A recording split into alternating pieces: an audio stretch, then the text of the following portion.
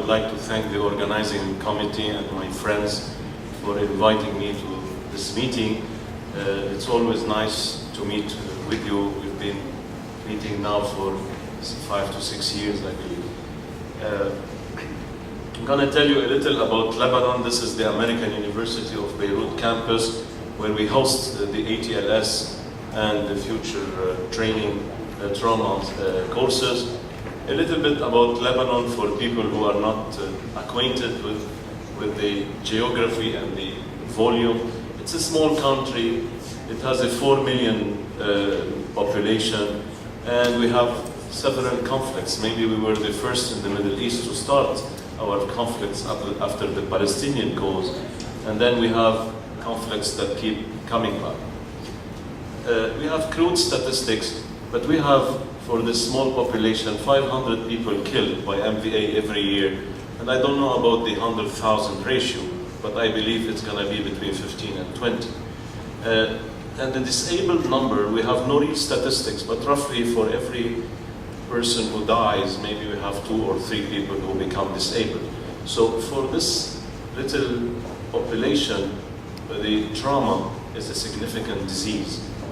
And we have problems in communication and connections and transport, whether we are in an urban area or in a rural area.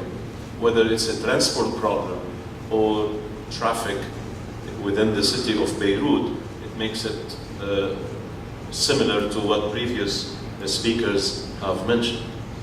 So this is our medical center. This is our motto, that they may have life and have it more abundantly. And the beginning started after we met 3 years in a row with the ATLS family in Chicago and in Europe. We had a site visit by Dr. Chris Kassem and Dr. Klaus Larsen, also friends of ours who enjoyed visiting Lebanon at the time. So we were granted the right to have ATLS, and as was mentioned by one of the speakers, we have an American College of Surgeons chapter which is now 45 years old. So we had the ACS chapter, and it wasn't difficult to have the promulgation or the memorandum of understanding signed. So the School of Nursing became the ATLS venue, and my first integration with the ATLS family as a Lebanon representative was in 2009, and then we traveled to Fujairah to get the first provider and instructor course, of course, by Dr. Subhash Kutam. He was very helpful, and this is the president of ATLS International, Dr. John Kortbeek, was there. These are the instructors. We were the first to take the provider and instructor courses back to back and became certified. This is Mr. Chapo giving us the course privilege, if I can call it. This is our, in October 2009 when we took our certificates of instructors, and it took us 1 year to again establish the center, to get the trauma men from the United States, and to become a certified center. So in November 8, 2010, we had the inaugural course, and both courses were completed, the student course and the instructor courses back to back. And we had international faculty and coordinators who are present here, Dr. Saad al-Turki, Dr. Subhash Kutam, Chris Kaufman, Larsen, and many others. And we had people from Chicago, Saudi Arabia, UAE, and a lot of other friends and colleagues. And the inaugural course in 2010, this is Dr. Saud directing and starting the course at the time. And we finished the inaugural course. This is Dr. Larsen on the trauma man skill stations. And this is how we run our first faculty meeting to give the candidates the certificate. And you can recognize many of the people in this hall. They were visiting us and helping us. This is the first inaugural courses completed, and then the shield was provided to us, and you can recognize our friends in the picture and our instructors. And we later had courses. So for every course we had like 16 to 20 people. We had another course in February 2011. In May 2011, what was specific is we had 20 people from Iraq come and take the course. For our first time, we give it to our neighbors in the Middle East. In October 2011, we had the first course, which was the fourth course actually. It was the first course sponsored by Roads for Life Foundation. We're going to hear from the president of Roads for Life because this foundation is sponsoring ATLS, and that's a message where financial situation, mandates some help and some support, is to look for people who believe in this cause and who are ready to help, as we did in Lebanon. In May 17 last year, we went to Saudi Arabia for the first regional meeting. Committees were formed there, and there was the celebration of the 20th year of ATLS in Saudi Arabia. Already with less than 2 years, we are tired of doing this. I don't know how Saad did it for more than 20 years now. I mean, a lot of credit has to be given to him. This is again one picture of our beautiful campus at the American University of Beirut. And we had, on the first anniversary of the passing of the son of the president and the founder of Roads for Life, we had the first course sponsored by this foundation. And it was the fourth course in Lebanon, and we had this press conference where the president, and we got people from the government involved, so from the Ministry of Health, from the Lebanese Red Cross, the chairman and the president of the American College of Surgeons Lebanon chapter, and a lot of health foundations involved in Lebanon. This is when diplomas were distributed, sponsored by Roads for Life for the first time. And we had in December the fifth course, so by now we had 100 people, 100 candidates receiving diplomas and certified. And this is by the completion of the fifth course. We recognize our coordinators, instructors, candidates, and Mrs. Kassem, the president of Roads for Life.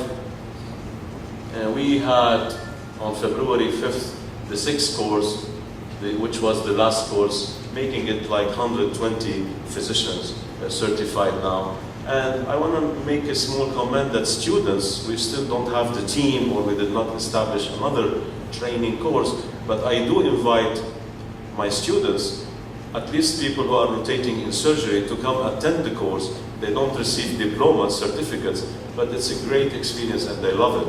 And they see the skill stations, all the workshops, and they attend the lectures. And you can do this on a small scale. I mean, we don't flood the room, but some students are exposed to the ATLS. This is the last course with the president of Roads for Life. And I'm gonna just spend 2 minutes about the challenges. We have in Lebanon other courses. They're not ATLS material, but they have some lectures, or they have some workshops, or half a day meeting, and they call it trauma course. They don't call it ATLS as is registered, but this is a challenge because it's cheaper. It's like $60 issue, and you can take a diploma, and somebody will sign a trauma course for you, but it is not ATLS. It is not a prerequisite in university programs or trauma centers or different emergency departments, because we are a nation where we have a lot of universities, French-speaking, Arabic-speaking, and sometimes people are graduates from Europe. So we don't have a unified system in the nation. It is relatively expensive to the practicing physician in an ED, and sometimes it's very hard to convince doctors of the principle, because his answer will be, I'm okay without the course, I'm an MD and I've been successful in resuscitating patients. Hospitals in the nation are not properly classified, equipped, trauma and otherwise. It is a fight against ATLS sometimes for people who do not wish to be certified and they don't like the exclusivity of it.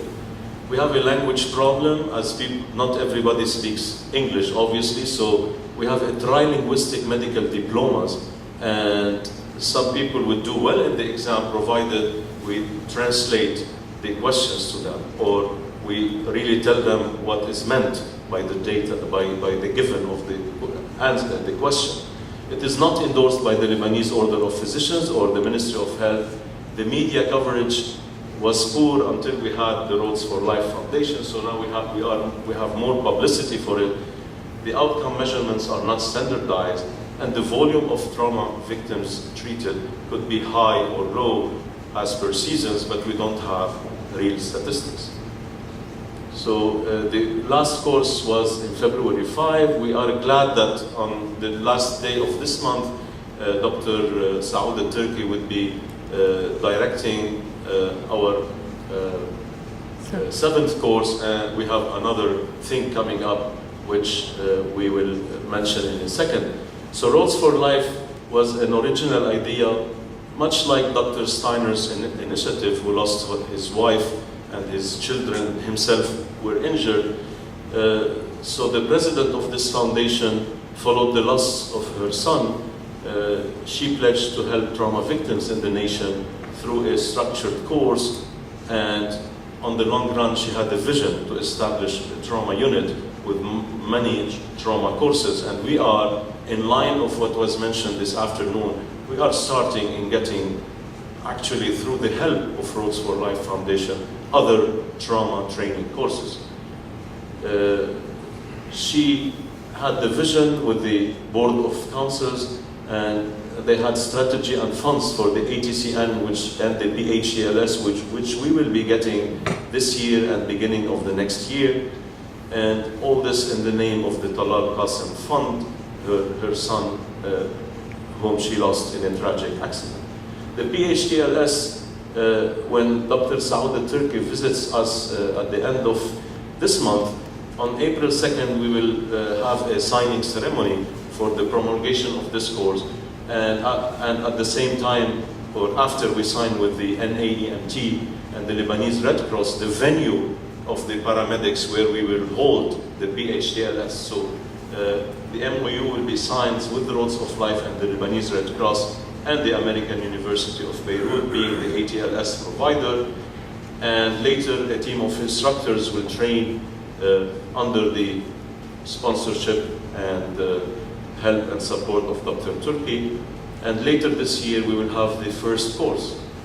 And the Red Cross is working in parallel on improving the vehicles. I heard this afternoon that the equipment is not always, the ambulance is not always well equipped. By purchasing new ones and by making them better equipped, along with having medical doctors working with the Red Cross to coordinate and supervise the calls across the nation. The aim is to go from volunteering in Red Cross to become to reach the standards, much of the standards of the paramedics in the United States.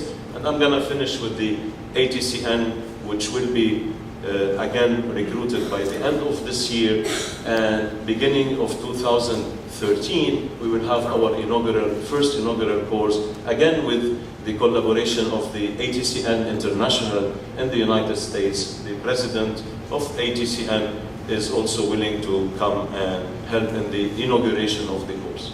So again, I would like to thank first and foremost our national coordinator who is here. Without her help,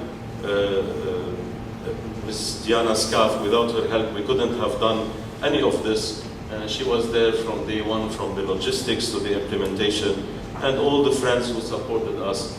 And again, would like to thank Rules for Life and invite her to give us a small speech about the vision of her foundation. Mrs. Zaina Nasser.